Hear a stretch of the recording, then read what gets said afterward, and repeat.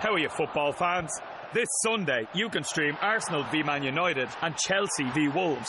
That's two unmissable fixtures for a one-off payment of just €10.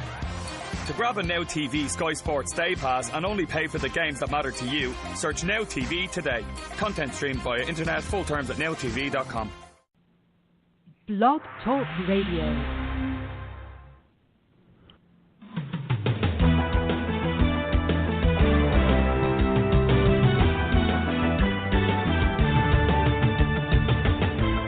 Fulfill Radio, a voice you can trust.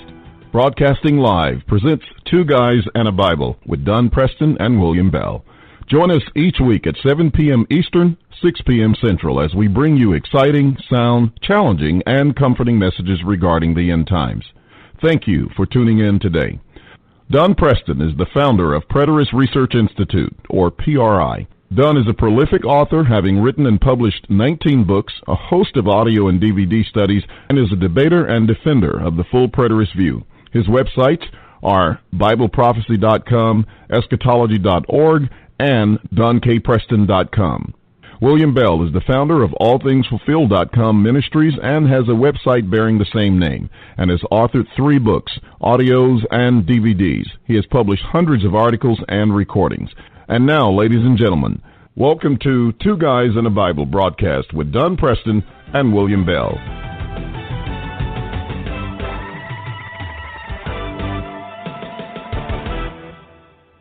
Good evening, ladies and gentlemen. Welcome to Two Guys and a Bible right here on Blog Talk Radio, Fulfill Radio, a voice you can trust. We are delighted to be with you today. Looking forward to another great study, and with me is, of course, my illustrious co-host, Dr. Don Preston. How are you doing today? Well, I'm doing fine, William. Been a good day. Been an awfully good week so far with some really enriching, some good studies, you know. I've spent some time today on the book of Isaiah. Still don't have everything worked out. Don't know that I ever will, no matter how long I live. But that's kind of the joy of study, the joy of research, and what have you. Pardon me. Been in some really, really good conversations with people, both on the phone, internet, and what have you, as it is just more than obvious that the movement of covenant eschatology just continues to grow and continues to prosper. Hearing from more and more people who are just rejoicing. Absolutely rejoicing at the answers that they are finding. I've had like 3 private messages just already this week. Here we are Tuesday, from people who have told me, okay, I can't fight it anymore. I'm now full preterist. What do I do now? Yes. You know, that type of response. And so it's just really, really exciting when you start getting that type of response from people from a little bit of everywhere, every conceivable background, you know, religious background. It's really amazing, and it's really gratifying. I agree with you. I'm getting some of the same. There are messages coming in on the videos online all the time with new people who are acknowledging, as you say, that they are now preterists, others who are saying, you know, I've looked into this, I can't see any other way, and you know, those are discussions that they're making. Plus, we're having a lot of discussions on the internet, on Facebook, et cetera, almost daily, with video lessons, et cetera, and there are new people coming aboard. And, you know, we have some local people who are getting involved as well. So we're just delighted to see this going on. And, of course, as I've said, you know, before, we still have some opportunities that are international. And, you know, if things look right, I might get a chance to, you know, take a quick trip to Africa here pretty soon. So I'm hopeful that will take place. There are a couple of brothers over there. I think I've mentioned to you. One of them runs a school of about 1,300 students, you know, a public school, and then he has between 4 churches over there that he works with. He's got about 600 members, and then the other one has a smaller couple of congregations there. One's in Nigeria, one's in Ghana, and But those are some opportunities, and we're already studying with them. They're already into covenant eschatology. They're already writing articles. At least one of them particularly is writing articles and has a radio program over there. He speaks on the radio occasionally. So cool. That's very good. And so we're excited about that. And I spoke with some others who are very, very interested. So we're really, really excited about what's going on. Well, I don't blame you a bit. I mean, that's certainly some exciting stuff. I know that you, pardon me, have to be particularly excited about the invitation to Ghana. You've been wanting to go over there for a good long while, and so maybe that will work out for you. Well, I'm hopeful that it will. At least I'd just like to kind of see, as you say, boots on the ground, so you can kind of opportunities are really there. I've done some reading, and they're saying that Africa is the big frontier for Christianity in the coming years, and this is a good time to really get some seeds planted. So I don't want the preterist view to be left behind in that quest. Absolutely. So I really want to, get over there and see what I can do. Well, pardon me, that's truly exciting. It really is. So hopefully we'll hope and pray that works out as the borders of understanding of God's Word continue to expand and to grow everywhere. As we've said so many times on this program, we're living in an absolutely amazing time. We well remember back in the 90s, sitting around dreaming, contemplating what would happen if, what about this, what about that? Could it be possible that the following could happen? And now here we are, 2019, and everything and more and more and more that we ever talked about, that we ever dreamed about, that we ever fantasized about is starting to take place. And so, like I said a moment ago, it's so tremendously gratifying to see that taking place, to see so many lives being changed. That's the key to it. To just see. I mean, we talked about last week this email that I had gotten of a man and his brother trying to rescue, and I'll use that term, trying to rescue their mother from the manipulations, from the predatory practice of some of the television evangelists who are doing nothing but trying to take every dime she has, and they just feel powerless. And the tool that they're using to manipulate their mother, who is elderly, they're worried about her. She is giving them more money than she can even begin to afford. But the constant message that they're giving her is the end is so near. The Lord is coming back just any day now. Well, we need money to get this message out. And, of course, it kind of makes you wonder, well, if it's that imminent, why do they need all these millions and millions of dollars to get that message out? Because it's going to happen. I mean, it's going to happen just any day now, supposedly. But they've been telling people for generations now, any day now it's going to happen. Send us your money. And it just doesn't happen. They're going to have to go shopping pretty quickly, aren't they? That's for sure. That is absolutely for sure. So anyway, this man that sent the email was ecstatic to have discovered covenant eschatology. And, pardon me, and others just exactly like him who can see the everyday practical implications of understanding the reality of fulfilled eschatology. William, I know that you've been asked many, many times. I know when we were going to Abilene for years, almost 19 years, that when you would begin to show people the reality of fulfillment, they would begin to realize the implications for traditional views and for what they were being taught in school. And many of them would just step back literally and go, well, in the final analysis, what does it matter if he came or if he's coming? And you're going, what does it matter? What does it matter? Well, does it matter if Jesus is a liar or a false prophet?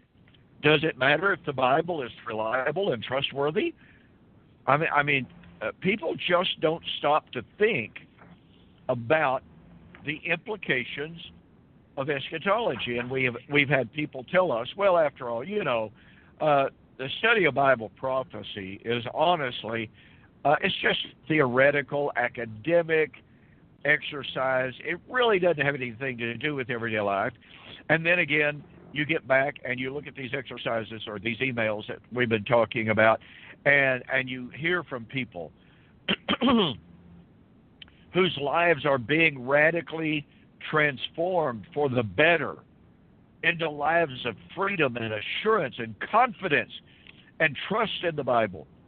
I shared just recently, young man who lives about 90 miles from me, and he sent me an email, and he said, as a result of what I'm learning from you on YouTube, every single doubt that I have had about Jesus and about his word and about the Bible is gone. I now believe again.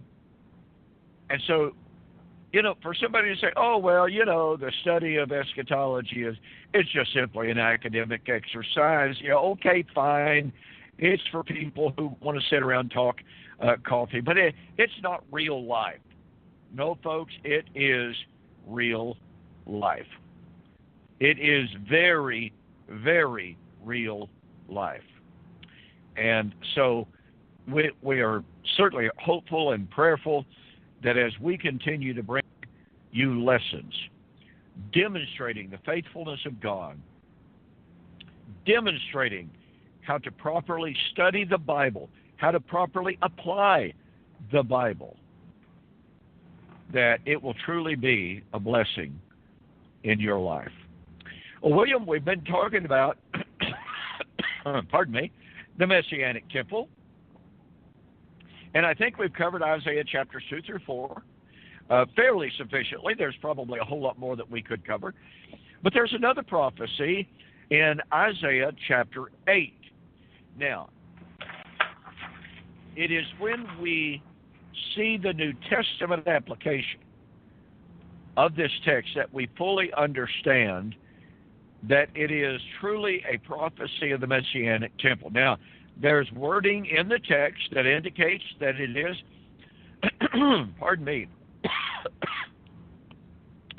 that it is in fact about the Messianic temple, but it's not one of the clearest.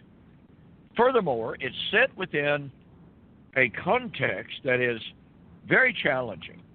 As a matter of fact, this last week, I had a really great conversation. We didn't get to finish the conversation because I happened to be driving, and I was getting some supper for my wife who was sick in bed, and so anyway, I didn't get to finish the conversation. But my good friend Gerald Davis from the Metroplex south of me had called up to ask me some questions about Isaiah 9:6-9, and had asked if I believed that it's truly a messianic prophecy, and we discussed those things. But he was pointing out some issues that I'm very well familiar with, and that's some of the difficulty of looking at Isaiah chapter 7 through 9 as messianic prophecies. That involves the prophecy, behold, a virgin shall conceive and shall bring forth a son, and he shall call his name Emmanuel, Isaiah chapter 7, verse 14. So Gerald called, and we were discussing whether or not this is genuine messianic prophecy. Well, my position is that they are, that these are genuine messianic prophecies. I do not doubt for a moment, as I told Gerald, I do not doubt.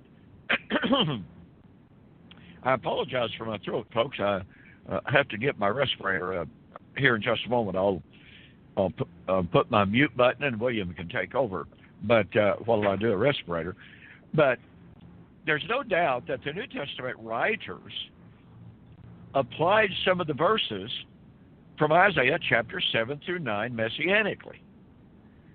And so, to me, when we have the New Testament writers speaking through inspiration of the Holy Spirit, writing, or I should say, quoting, echoing, alluding to these chapters from Isaiah, I think we are duty bound to accept their application of these Old Testament prophecies. Now, I accept and I believe that Richard Hayes, in his book, Echoes of Scripture, as well as Echoes of Scripture in the Gospel, I believe that what he calls metalepsis is a very, very valid hermeneutic. It was recognized among the Hebrews. It was recognized as their method of looking at the Old Testament. And there's a couple of issues at stake here. Richard Hayes says, in the two books just cited, that when a first century, when a biblical writer or speaker cited part of a prophecy from the Old Testament, from a text from the Old Testament, they were bringing to the mind of the reader or to the listener the entire Old Testament context of that citation. Now, this is really, really relevant stuff here, folks, because over and over and over, we find the New Testament writers citing just a few words, literally just a few words, from Old Testament prophecies. And let me give an example of how the dispensational world uses those partial citations. In Isaiah chapter 61, it says, "The Spirit of the Lord is upon me to preach the acceptable year of the Lord and the day of vengeance of our God." Well, in Luke chapter 4, 16 and following, Jesus was in the synagogue of Capernaum. And he stood up and he preached. And he took the scroll of Isaiah and he read from Isaiah chapter 61.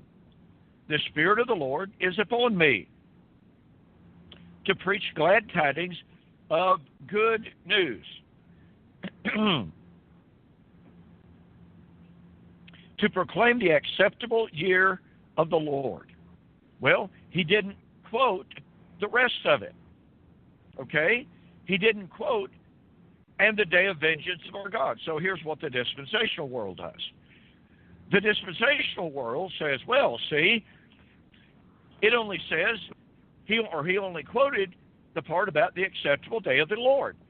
That means that Jesus did not come to proclaim the day of vengeance. Well, that's obviously false, because Jesus proclaimed the fall of Jerusalem and said, "These be the days of vengeance, in which all things that are written must be fulfilled." So here's Jesus talking about the day of vengeance, the time of vengeance.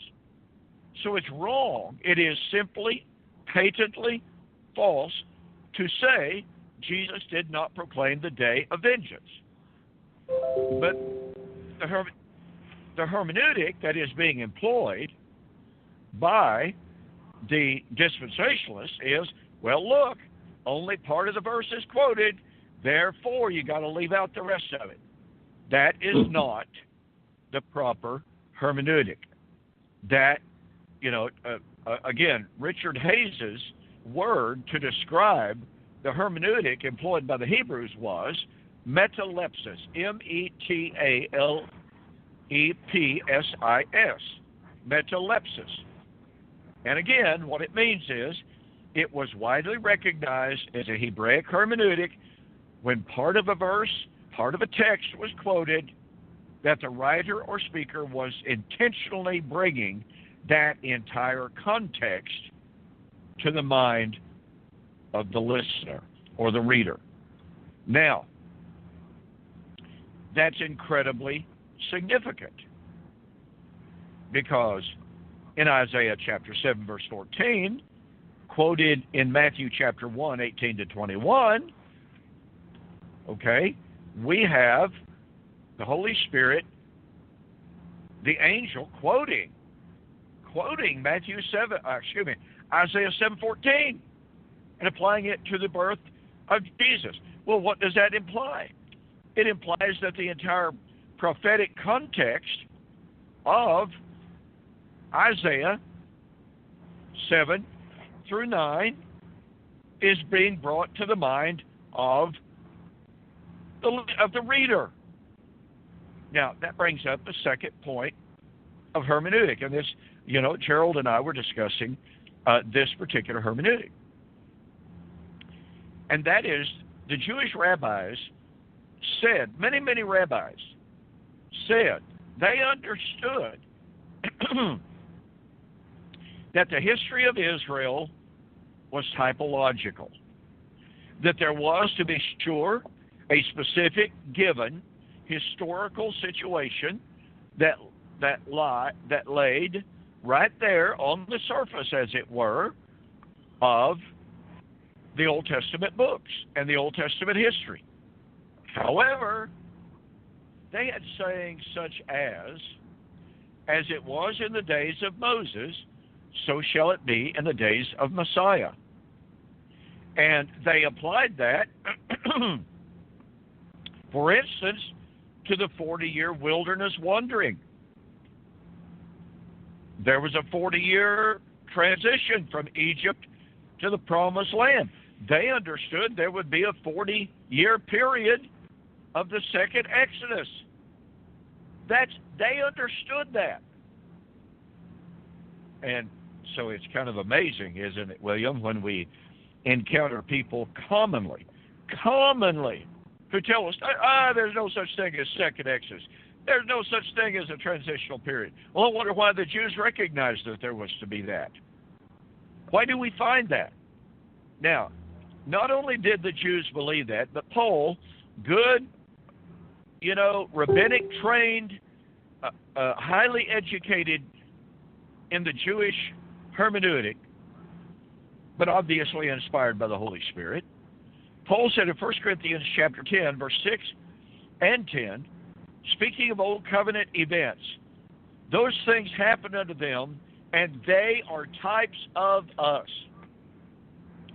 Do you see what Paul's saying? He is saying that Israel's history was typological. That the things that happened then pointed forward to other things, may I use the term greater things, that would happen in the last days. And that's what the Jews believed. They did not. Okay, this is an important point. They did not believe that their history was repeated over and over and over and over and over again in an endless cycle. They believed as it was in the days of old, so it would be in the last days. Israel's last days would see the recapitulation, the retelling, the replaying of Israel's ancient history.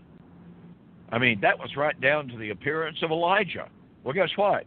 That happened in the first century. And so these are very, very important concepts to think about as we come to the passage that we want to talk about tonight, and that's Isaiah chapter 8. And Isaiah chapter 8, I would say almost has to be typological. There is most assuredly, without any doubt whatsoever, an immediate historical context and application. But, as we will see, there is a first century application, not a double fulfillment, but rather type and antitype. William, if you would, while I take a break here, if you don't mind, give us a rundown on Isaiah chapter 8 and bring us all the way down through verse 13 through 15. All right, so Isaiah chapter 8, starting at verse 11, is that where you wanted me to start? I guess he's already gone. But anyway, ladies and gentlemen, as he's developing the Messianic temple and looking at it from Isaiah. We're going to just go through a few of these passages while he's trying to get a little bit of remedy for his throat and for his voice. And we hope that he'll be okay shortly, because that's a lot of talking during the broadcast. But Isaiah says, moreover, the Lord said to me, take a large scroll, write on it with the man's pen concerning Maher-shalal-hash-baz. That's a mouthful. And I will take for myself faithful witnesses to record Uriah the priest and Zechariah the son of Jeberechiah. Then I went to the prophetess, and she conceived and bore a son. Then the Lord said to me, call his name Maher-shalal-hash-baz. For before the child shall have knowledge to cry, my father, my mother, the riches of Damascus and the spoil of Samaria will be taken away before the king of Assyria. The Lord also spoke to me again, saying, inasmuch as these people refuse the waters of Shiloah that flow softly, and rejoice in Rezin and Remaliah's son, Now therefore, behold, the Lord brings up over them the waters of the river, strong and mighty, the king of Assyria in all his glory. He will go up over all his channels and go over all his banks. He will pass through Judah. He will overflow and pass over. He will reach up to the neck, and stretching out of his wings will fill the breadth of your land, O Emmanuel. Be shattered, O you peoples, and be broken in pieces. Give ear, all you from far countries. Gird yourselves and be broken in pieces. Gird yourselves, but be broken in pieces. Take counsel together, but it will come to nothing. Speak the word, but it will not stand, for God is with us. Verse 11, for the Lord spoke thus to me with a strong hand, and instructed me that I should not walk in the way of this people, saying, do not say a conspiracy concerning all that this people call a conspiracy, nor be afraid of their threats, nor be troubled. The Lord of hosts, him you shall hallow. Let him be your fear, and let him be your dread. He will be as a sanctuary, but a stone of stumbling and a rock of offense to both the houses of Israel, as a trap and as a snare to the inhabitants of Jerusalem. And many among them shall stumble. They shall fall and be broken, be snared and taken. Bind up the testimony, seal the law among my disciples, and I will wait on the Lord, who hides his face from the house of Jacob, and I will hope in him. Here am I and the children whom the Lord has given me. We are for signs and wonders in Israel, for the Lord of hosts who dwells in Mount Zion. And when they say to you, seek those who are mediums and wizards who whisper and mutter, should not a people seek their God? Should they seek the dead on behalf of the living? Dunn seems to have returned. I can hear him clearing his throat, and we just got to these verses that mentioned the sanctuary, so we're going to let him continue at that point and develop this as far as the Messianic temple is concerned. Okay, well, we'll see if the respirator will take hold there real quickly. I had problems this morning in my filming, and don't know why. It's just that time of year. It's allergy season for me for some reason. So that just has a tendency to settle in my throat. I didn't take a Claritin last night. I didn't do my Mucinex and that kind of stuff. So I'm paying for it today, I suppose.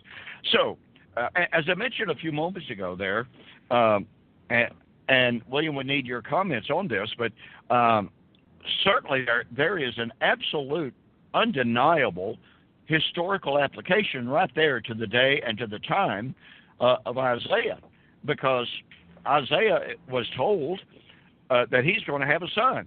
Now, as you read there, and I've said this many, many times, okay, Lord, you're going to have me name my baby Maher-shalal-hash-baz. Really? I mean, my goodness gracious, that's just quite amazing to me. And of course, we live in a different culture. We live in a different situation, and so naming children, and of course, in ancient times, giving children names with deep significance, with either deep hope or deep application, deep definition. was very, very common. I mean, Yes, it was the names something were they almost took prophetic. They were. I mean, you can tell how times have changed to our world, our society, from their world in which names were extremely highly significant to our day. I mean, after all, my name, Donald, supposedly in some cultures and in some languages means world ruler. So there you go. I mean, it certainly hasn't. Phil, I certainly haven't lived up to my name, but it's just the difference. It depends on how you look at things.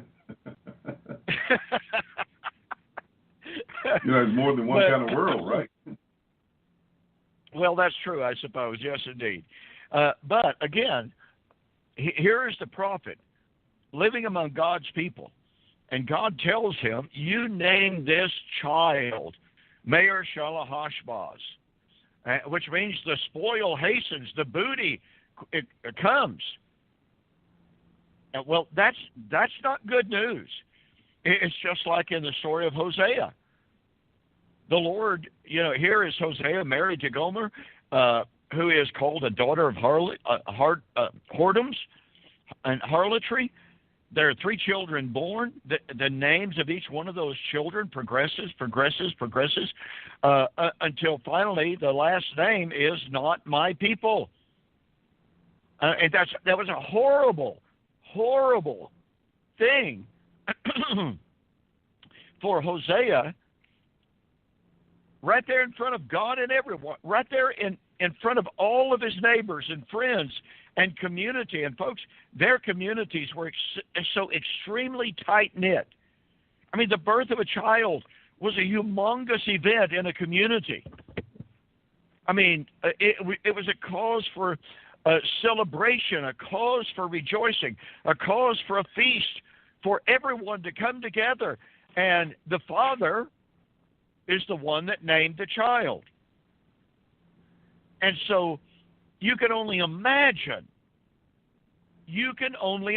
Now, on the birth of that second child, Laruhamah, no mercy. No mercy. You just know that the people of the community, the people of that village where they lived, going, what in the world did Hosea mean naming his child no mercy? And now here, the last child, Lo-Ami, is born, and Hosea has to announce with his wife present.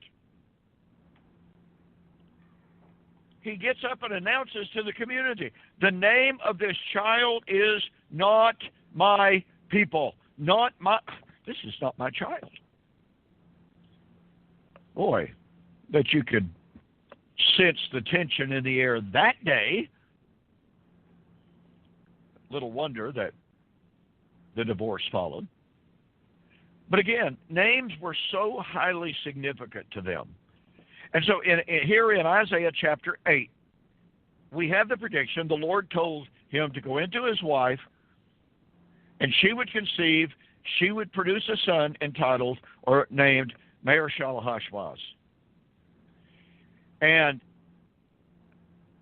he didn't just say this. He said, you take faithful witnesses. The Lord told Isaiah, you make sure that there is a written record of everything that's taking place here. You record what is being said. You record what the Lord commanded me to do. You record what the Lord said is going to take place. You record what does take place. So a child is born. And in front of all the witnesses, he calls this son Meir Shalahashbaz. And then he says, makes another prediction, and this was all written down by the faithful witnesses, by the recorders and the chroniclers of this history. The prediction is made before the child will be old enough to say, Mama or Daddy, my mother or my father. Damascus, meaning Syria, And Samaria, meaning the 10 northern tribes, would be taken away by the king of Assyria. Now, boy, this is incredible. And again, this is the immediate application. There's no question whatsoever about this application. Now, folks, I want you to keep this in mind. For all of you who are listening tonight live, for all of those who will listen in the archives, keep in mind that the birth of this child, okay, which goes back to Isaiah 7:14, virgin shall conceive and bring forth a son, and we're not going to get into the technicalities of the word virgin here, the Hebrew word alma and the Greek word Parthenos is used in the New Testament, Matthew. Not going to do that, just simply pointing out that what we have here is a type and antitype. And we have here, in that type and antitype, we have in the birth of this child, which Matthew applies to Jesus. But in the naming of Meir Shalahashbaz, there was the latent and yet very powerful prediction of what? Of coming judgment. There's no question about this. The name of this child. The very imminent one. Yes, speed the spoil, hasten the booty. I mean, there's no question about it. The birth of that child meant judgment was coming, and it was coming in his generation. So, if we look at the typological type-antitype application, that means that when Matthew applied Isaiah 7:14 to the birth of Jesus, that meant the birth of that child. And notice, as you read there in Isaiah chapter 8, I and my children are for signs to Israel, signs of the coming judgment. Well, that meant that the birth of Christ was a sign of the coming judgment on Israel. If we look at these things typologically, and as will be borne out as we continue our study of the Messianic temple here in Isaiah 8. Now, I want to take a little bit of a divergence here, William, because I have always found verse 6 and following to be very, very interesting and to be very revealing and very informative. So he says, the Lord spoke to me again, saying, this people, that's the 10 tribes of Israel, these people refuse the waters of Shiloah that flow softly and rejoice in Rezim and in Remaliah's son. Now, therefore, the Lord brings up over them the waters of the river, strong and mighty, the king of Assyria and all his glory. He will go up over all his channels and go over all his banks. Now, what we have here is flood imagery. Now, notice that God accuses Israel, and he said, they refused the waters of Shiloah that flow softly.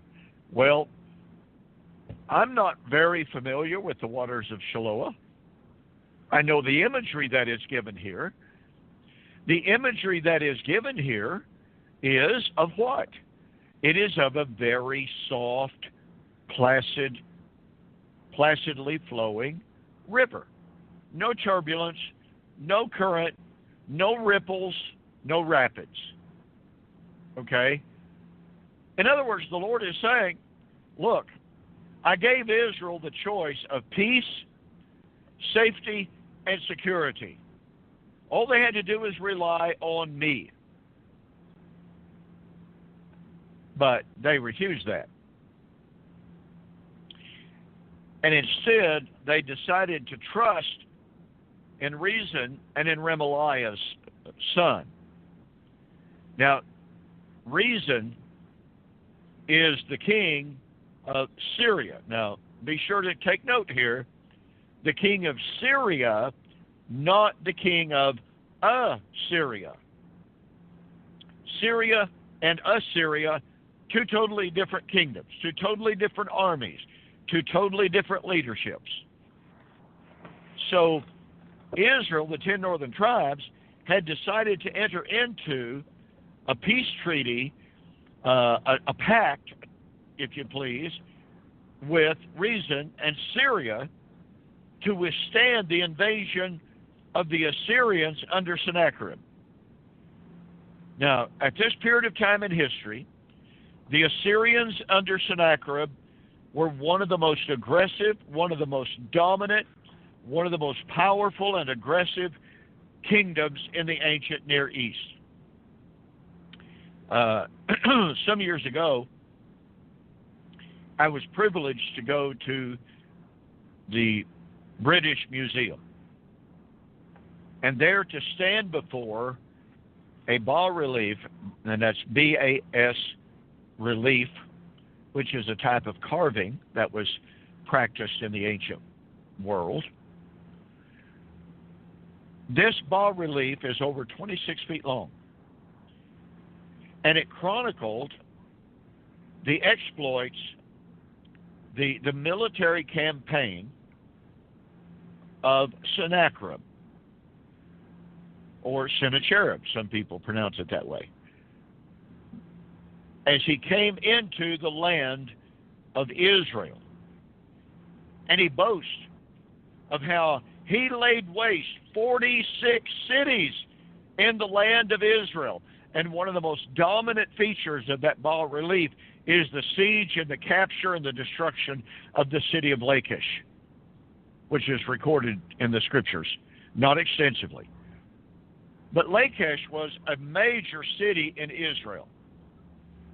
And oh my goodness gracious, the things that Sennacherib did to the inhabitants of Lachish.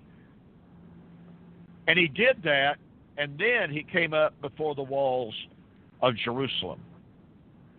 And you find in Isaiah chapter 36 and 37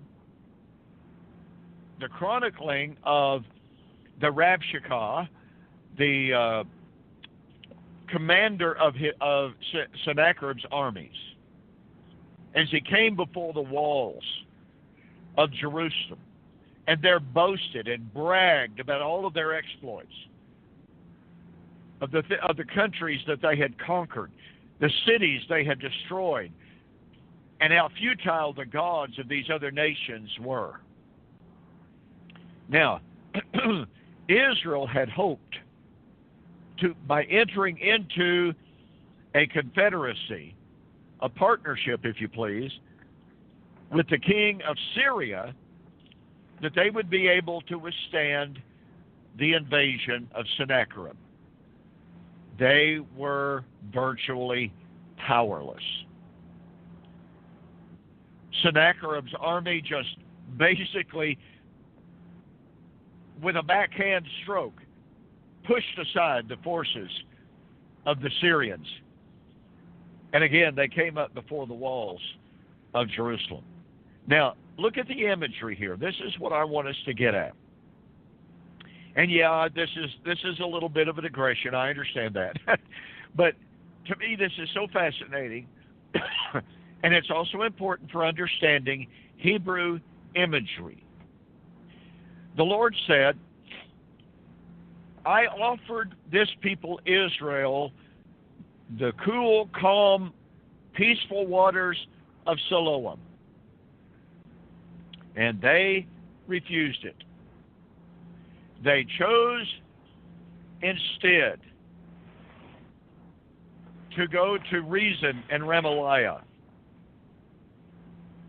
and rejoice in Rezin and Remaliah. So, the Lord said, the waters I will bring on them the waters of the river. Now, that would be an allusion to the Euphrates.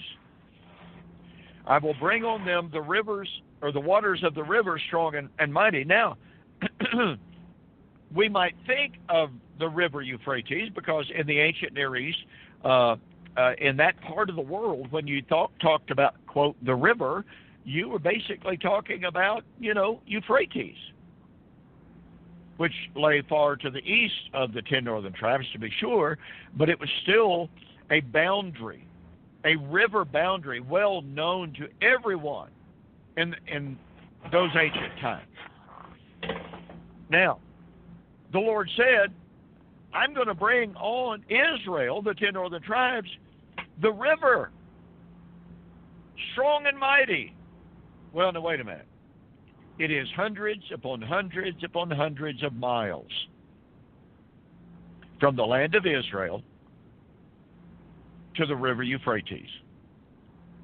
Was God saying he's going to bring a literal flood so big, so wide, so expansive that the literal river Euphrates would overflow its banks for hundreds and hundreds and hundreds of miles and sweep over the land of Israel? Nope. Not what he was saying. I mean,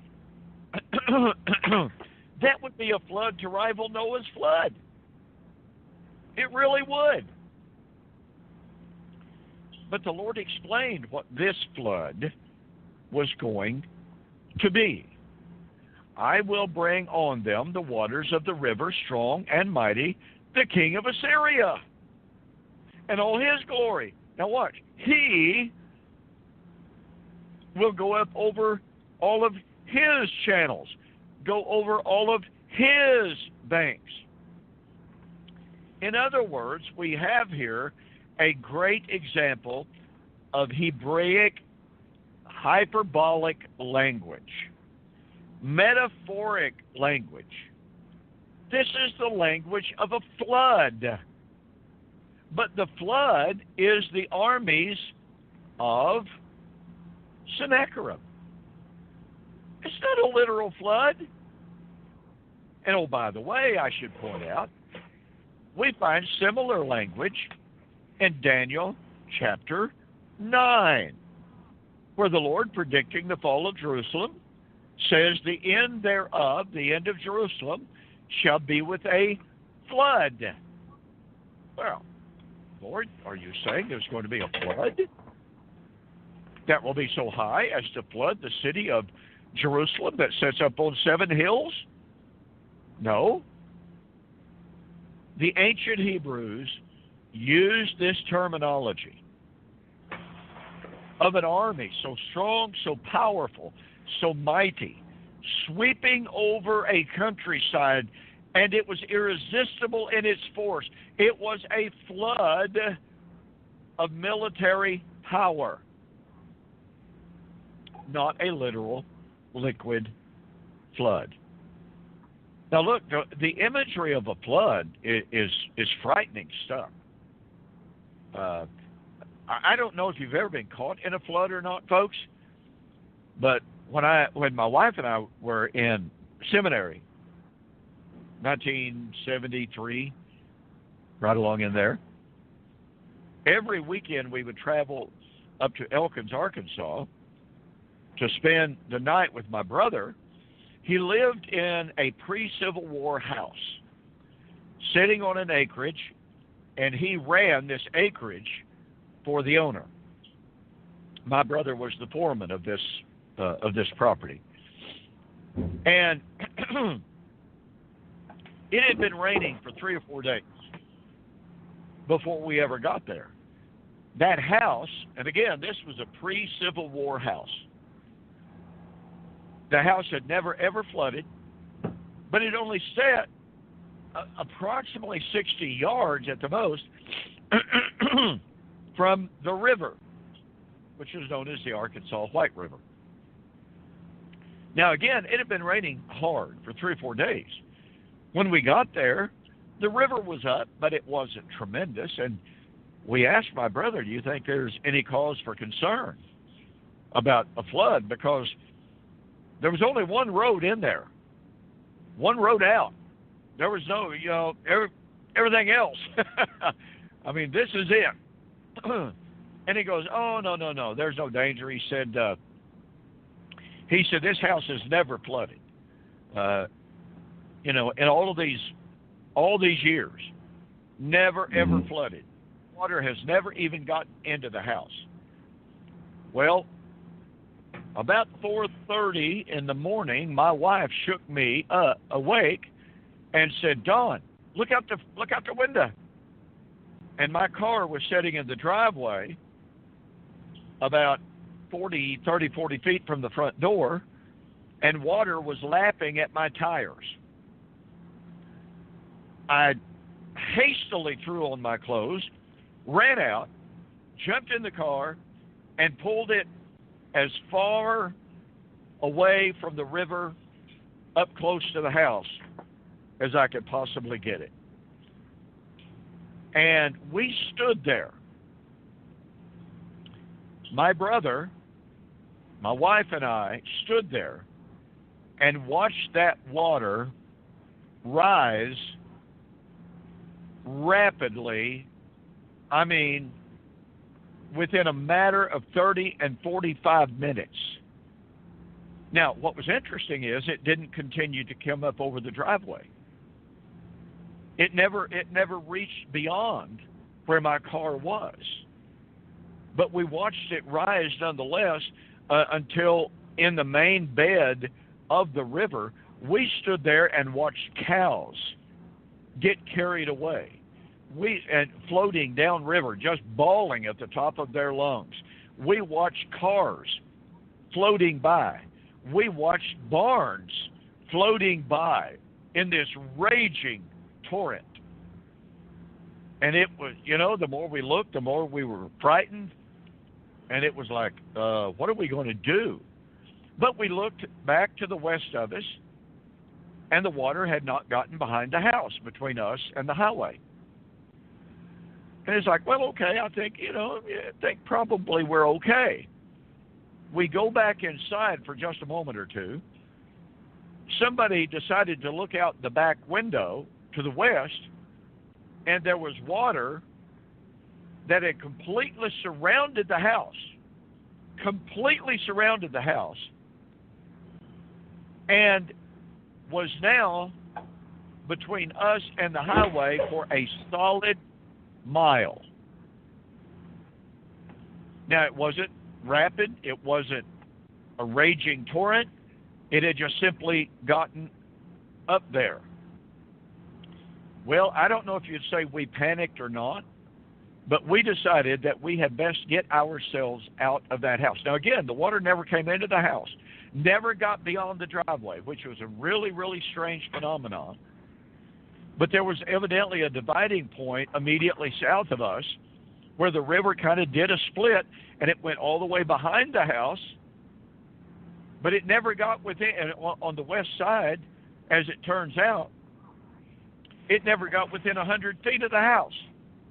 That house was perfectly situated on this little island, as it were, but of course we didn't know if that was going to be the case or not, so we decided, and we did, we packed some stuff and we trudged out waist deep for 1 mile in that flood. I probably would not do that again for anything. But to see the destructive power of that flood was literally amazing. And I've seen floods twice since then. The ancients very often saw flash floods. And so they were familiar with this imagery of the power, the destructive power of a flood. So when the Lord says, I'm going to bring a flood, and more amazingly, he said, I'm going to bring the river on you. That's the Euphrates. Lord, again, are you going to bring the Euphrates hundreds of miles over here? Will it overflow its banks that much? No. By the river, I mean the king of Assyria. He will overflow his banks. he will overflow his place, and he will come here and destroy you. So again, I understand that's a bit of a diversion, but I think it's important for us to be able to understand Hebraic imagery in order to help us understand Scripture overall. I was sharing with someone on the telephone just the other day who called me, and they had some scriptures about hermeneutic. Now, I didn't use this example, but I used several other examples of how the Hebrews thought poetically. They thought in word pictures. They did not think in the crassly, woodenly, literalistic manner that we have a tendency to think of when we talk about things in our world today. Hey, there's going to be a flood of destruction. Oh, well, wow, okay, what river is going to overflow its banks? No, that's not the way the Hebrews thought. Did they understand a literal flood? Yes, they did. But they extrapolated into allegorical and into metaphoric applications of that in ways that you and I need to be able to familiarize ourselves with, so that when we come to passages like Isaiah chapter 8, then we don't start thinking about a literal physical flood of the river Euphrates overflowing its banks for hundreds of miles all the way over there and destroying the 10 northern tribes, because that's not what's being discussed. So I hope that little diversion there was maybe a little bit profitable, not too much of a horrible diversion, but hopefully a little bit instructive. Okay. William, you want to add anything in there? I've done all the talking here. Well, that's okay. I think you did a great job of explaining that and bringing the points out concerning Isaiah chapter 8. And, I love the idea concerning they would be a sign that reminds you almost concerning the what was said to Joshua, the high priest, in Zechariah chapter 3.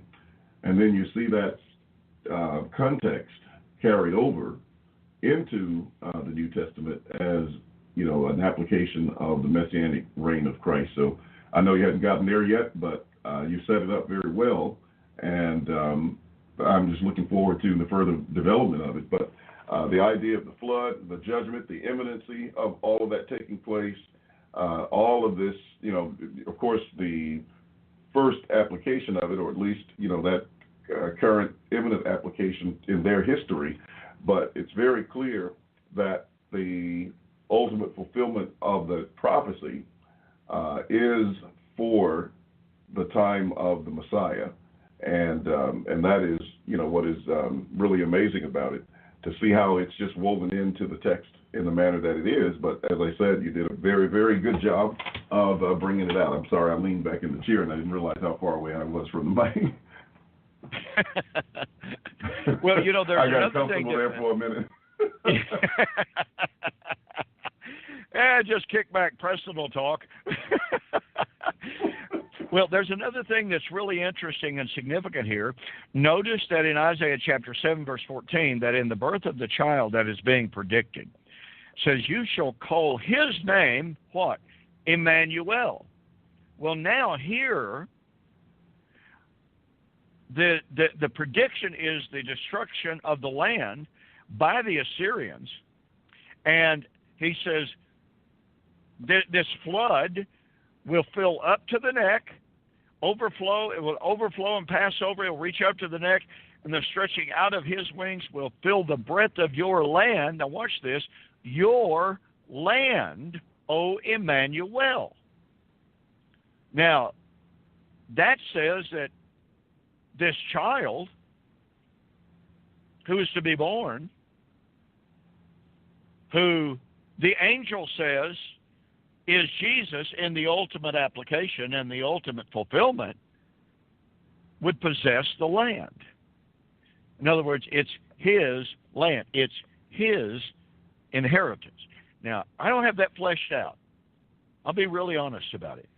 But I think there's something there by this secondary or second use of Emmanuel after the promise of a child being born named Emmanuel, and now that very name is being applied to the possessor, the owner, if you please, of the land. That's got to be the child, does it not, William?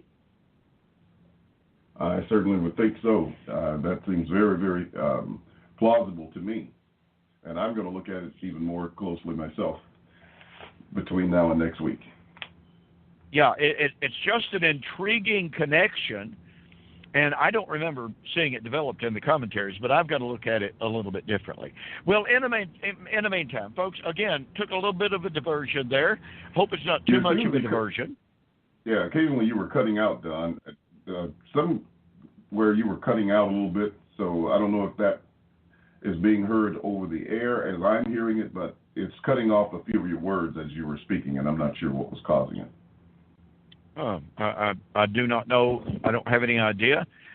Well, anyway, folks, it looks like we're out of time for this evening. We appreciate you being with us here on Two Guys in a Bible and Fulfill Radio, a voice you can trust. Be sure to join us again next week. Until then, we'll say good night and God bless. Thank you for joining the Two Guys in a Bible radio broadcast. On behalf of Don Preston and myself, we'd like to say have a very pleasant day and may God bless. Until next time, we'll see you on Fulfill Radio, a voice you can trust.